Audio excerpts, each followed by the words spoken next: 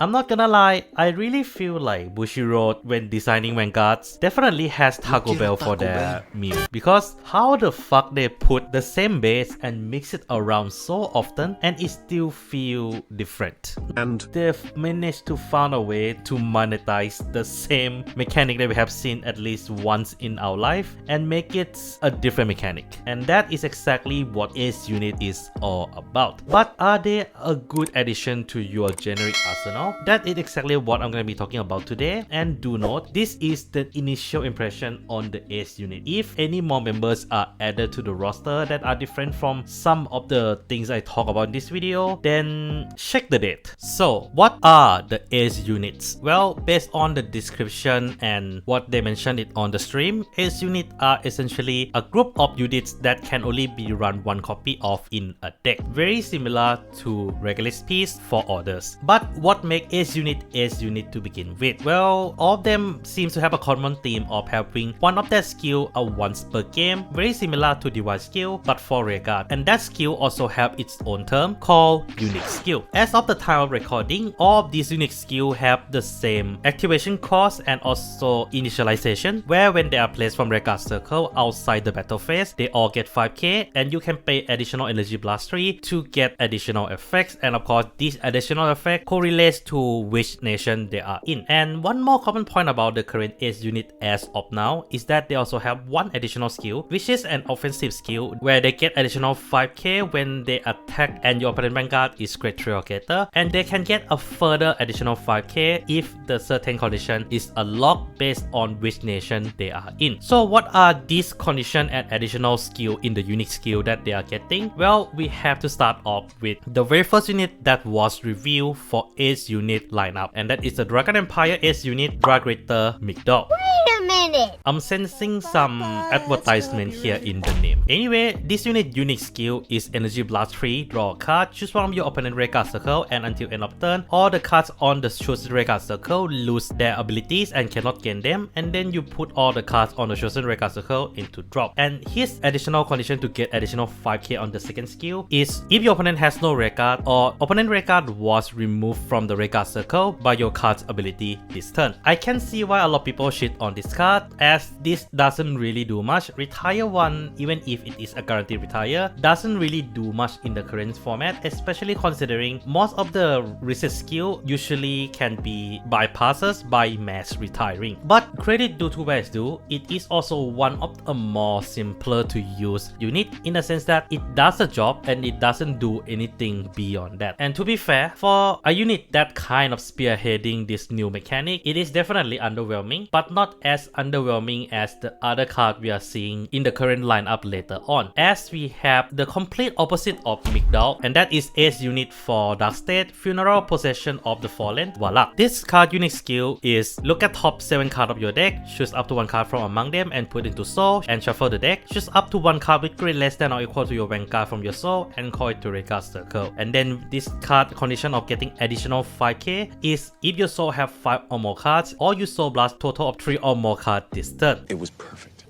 Perfect. This is what they should have led the whole Ace Unit banner with, because this is such a good generic card for Dark State. Though in all fairness, this might be also because of the fact that Dark State generally has a lot of shit generic in general that doesn't really fit every single deck. So the fact that you have this one random card that essentially make all type of Dark State deck actually kind of viable, as long as you soul blast at least 3 soul this turn or you have 5 or more soul. And I haven't even get into the unique skill, which is a really huge deal for all the decks in general, because for one, it does filter soul charge, which is good, and secondly, you can call anything out, which makes a lot of Dark State deck early game aggro a whole lot better, as long as you can draw into this unit. Overall, I wish all the Dark State generic would reach this level of quality, but I got a feeling they're willing to give this card such a strong ability because most of the Dark State generics usually are quite restricted, which is a little bit annoying considering the next entry, the Blanket Ace Unit, Borome Exodia. This unit unique skill is look at top 3 cards of your deck, choose a card from among them, put it into your hand, and shuffle your deck. If your other zone has 2 or more of any of the player cards, you look at top 5 instead of 3. And then this unit additional condition to get additional 5k is raise a set order from the other zone. Coincidence? I think not. Well, you look at a card that literally fit in every single deck. Even the deck that runs singular set order like Viceroger of Prison is able to use this card. And I would say this is easily the most powerful S unit out of the 6 because this is literally Eva's skill. That is nuts. Genuinely disgusting. And yeah, there's nothing else much to say about it. It's just perfect. From the art to the skill, this is what they should design the S unit for. But to be fair, this is only the first batch of them, so the further batch might become a little bit more ridiculous later on. And it is also kind of sad because after this one, I feel the S unit became a little bit underwhelming considering the nation they are in. As you can see with the Keter S unit, Knight of Divine White, okay, I'm just gonna use the katakana here. Isugidito. Okay, seriously, how the fuck I am gonna pronounce this name?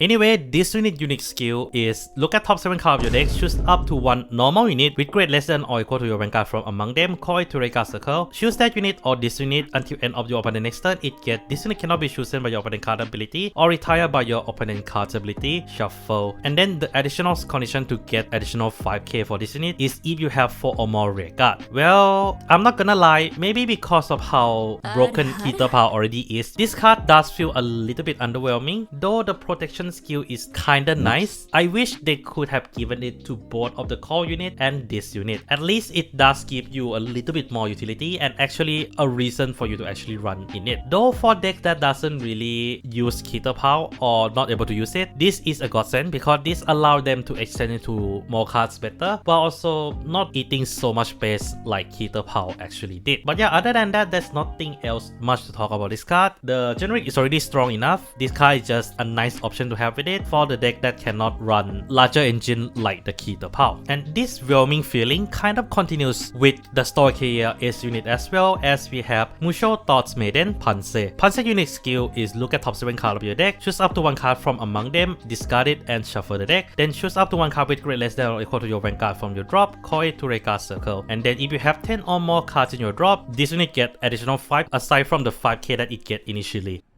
Hey yo, what the f? So yeah, this card, I'm not gonna lie, it's literally just Philander that can rewind, which is a little bit dumb. Like, yes, it is a nice to combo with Philander, but at the same time, this is once per turn. Philander is not even if it has to be called from hand. So I can see why a lot of people found this to be a little bit underwhelming, but considering the fact that it can be triggered regardless of where it was called from, this is a plus in itself. But it definitely doesn't really make the generic engine for Stoicheia better, because generic in Stoicheia is already low-key insane to begin with, even more so than Keter. And the only thing that prevents this nation generic from being broken is the fact that all the Stoicheia deck tends to be very key piece reliant. And then we have, in my opinion, the most disappointing S unit out of the 6, and that is the really cool one, Amantes Amentes Octavia. Octavia unique skill is draw a card, choose one of your rare cards, and give a skill where at the end of your turn, you may return this unit to hand until end of turn, of course. Cringe. And then if 2 or more rare cards were played this turn, the additional power skill on the second skill triggers. Yeah, this is extremely underwhelming for a unique skill. Like, returning a unit to hand is not a bad thing, but here's the thing. Pressure exists. And this is exact same skill as Pressure minus the draw. I don't think locking it too hard once per game is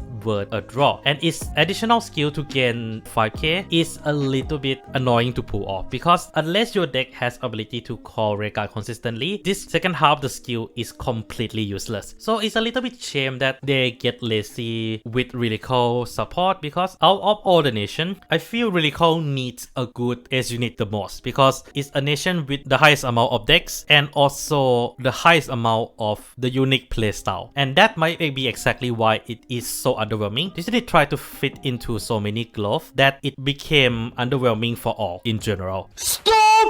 So, is the Ace unit actually worth bang for your buck? The answer to that question is yes, provided you're considering investing in regular piece, because this have more or less the exact amount of value as the regular piece. Of course, there will be some that definitely gonna be more expensive than the others, but overall, I do think it is definitely worth it, because you only need to run one of them in your deck. The only thing that I feel it is a shame is that it feels like it came out of the design cauldron a little bit too early, and it would have benefit a bit more playtesting, something that I feel they haven't been doing well at all since the V era. But what do you guys think? Do leave it down in the comments below, and yeah, that's all I have for today. Take care of yourself, don't forget to clap that sub and become a member for some cool perks. This is Mac Megane signing out.